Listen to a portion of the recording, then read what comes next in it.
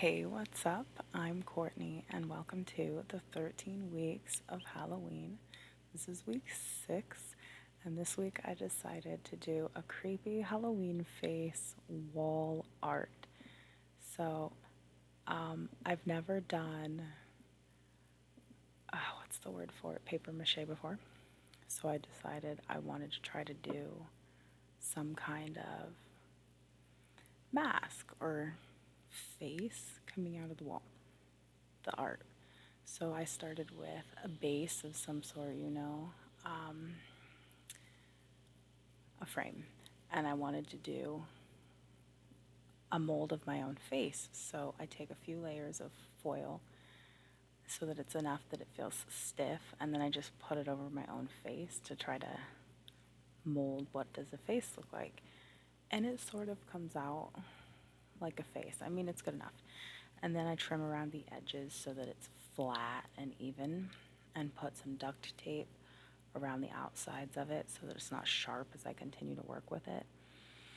And push it on my face again to make sure. I tried to really make sure my nose was showing because I wanted it to be my nose. I really wanted a wide nose. A distinct nose. Anyways, you'll see how that comes out. So I wanted to put it on a canvas. So I went to my canvas drawer and I only had really random options. So I tried to find what any shape that my face would fit on. And this round one was the only shape. So I went with this round one. And I have a bunch of old books from my great grandmother's library. And these ones had fallen apart. So, and they were not books that I was ever going to try to glue back together and read. I don't even know what book this was.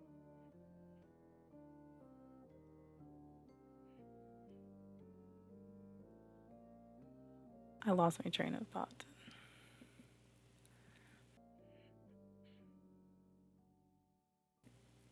Anyways, I tore up. I've been using this paper as art paper for a while, craft paper, whatever. And I've done some various things with it. So I decided I was going to use this as my paper mache paper because I don't have any newspaper. So book paper seemed close enough. I tried to tear it into long strips, but they just kept falling apart and they were extremely uneven. So I wound up doing a bunch of shorter strips later, which was a lot easier to work with. And then I needed even shorter ones than that too at some point. So I first put all the papers down on my flat canvas, and then I just kind of stick the face in the middle of the canvas and start putting the paper mache down on top of it. I had just looked up a basic paper mache recipe. It was like 1 part glue, 1 part water, and that was it.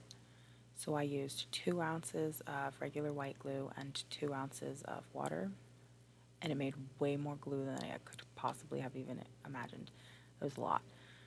So, anyways, and I used a lot too because I wanted to really smooth it out. So I did 1.5-ish layers as I went for my first round, trying to make it look like the face is creeping up out of the paper, wall, whatever, anyways, something like that.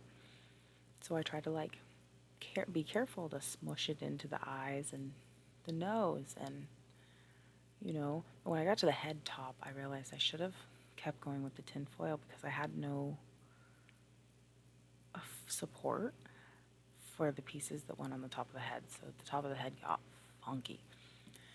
And then what I read was you're supposed to wait for it to fully dry between layers. I wasn't going to do that. But I also read that you can do up to 7 layers before you wait for it to fully dry. So I did that. So between each layer, I took out the hair dryer. And at first, I tried to figure out, how do I do this? I tried to be gentle, and then when I wasn't gentle, I blew some papers off. Oops. And then I thought, okay, well, let's do it on cool, right? So I did it on cool for a really long time. And then I thought, okay, let's try it on hot. That was way smarter because the tin foil that was under it heated up. So the whole thing felt like it cooked. And then also the weird head pocket that I had left exposed, I blew, what is that thing called? The hairdryer into it, and it filled the whole inside of the face with heat, which felt genius because it cooked it both directions, top and bottom. So anyways, it felt extremely dry really quickly, and the only piece that was still wet was the piece around the cardboard. That's not cardboard. Whatever a canvas is made of, that's where it really still felt wet because there's no tinfoil. There's nothing to heat up there. So anyways, lost my train of thought again. How many train cars do I lose in a day? Feels like a math question. So after I feel like it's dry, I keep going with round layer 2. I think in total I did 6 layers. I said that already, didn't I? I do 6 layers before I let it completely dry. So every time I go, I try to be really careful to like keep its shape, but almost immediately one of the cheeks seems to have sunken in, and I really still have no idea how that happened. I have no idea. I could have put more foil inside it as support, I realized later. Like I should have at least put balls in the cheeks or something. Oh well, it's a look. It worked. So I had this pan. I needed a bowl to mix the glue and the water in, and I didn't want to just waste a bowl, and I don't have like plastic throwaway bowls. So I went to the apothecary and I looked through all of the random dishes that we have out there, and we have so many that we had had. And then also when we moved into this house, the lady who owned this house had tons of dishes and stuff in the house, so they're amazing choices. So I choose this little, what is that thing called, saucepan. I loved this saucepan. That was my glue bowl.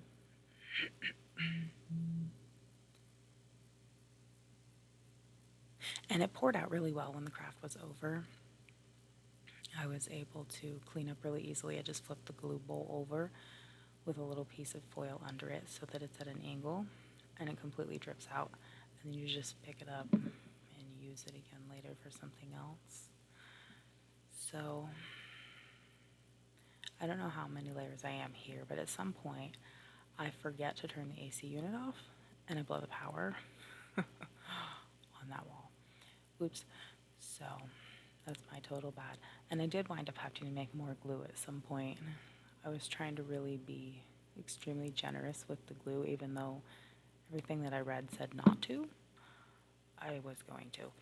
Oh, so my point about the pot was that the saucepan, I was making like a little hot tub of glue, so I took all the strips and I put them all in there so that it was like easy access. I could grab one strip, swipe it through what I was thinking of as the hot tub of glue, and then put it immediately onto the face, wherever.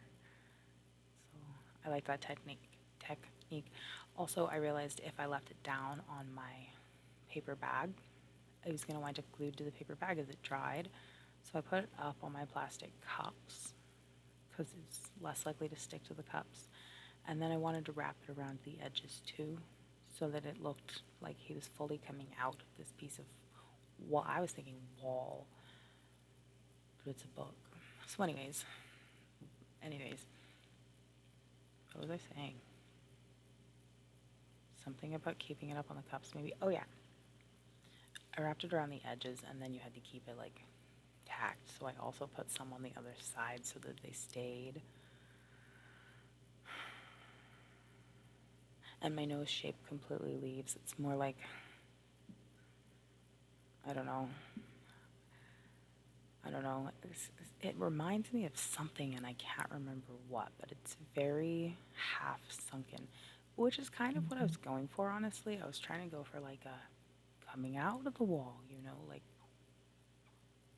I don't know how to even explain that. Like, so when I was a kid, my dad would always tell us, the arms and the legs are going to get you out of the walls. So I was always afraid to go anywhere near any walls because, your parent is your first bully. Thank you. So thank you so freaking much. Anyways, so that's kind of part of the inspiration here. The face coming out the wall. I don't know at what point I thought faces came out of the wall too. Damn.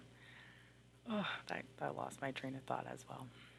So my vision for this was just kind of, I also pictured it to be smaller, but I guess it's almost the size of my head. I think this is correctly the size of my head because I used my head as a mold. So I think this is like the first art that's supposed to be a self-portrait that's actually like self-sized. So, or at least I think it is. mission possibly accomplished.